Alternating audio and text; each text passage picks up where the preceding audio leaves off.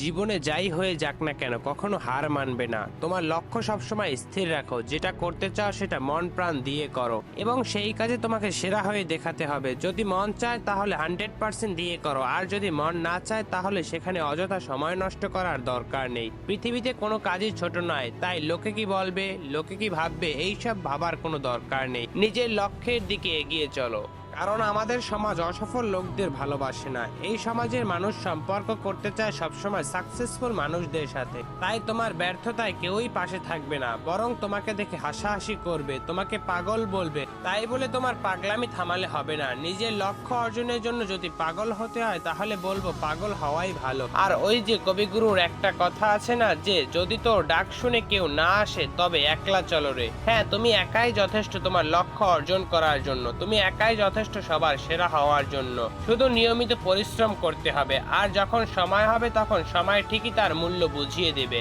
কিন্তু এখন তোমাকে সময় নষ্ট করলে চলবে না, হার মানলে হবে না, ভয় পেলে চলবে না। নিজেই নিজের জন্য সাহস যোগাও আর অন্যের কথায় কান দেওয়া বন্ধ করে দাও।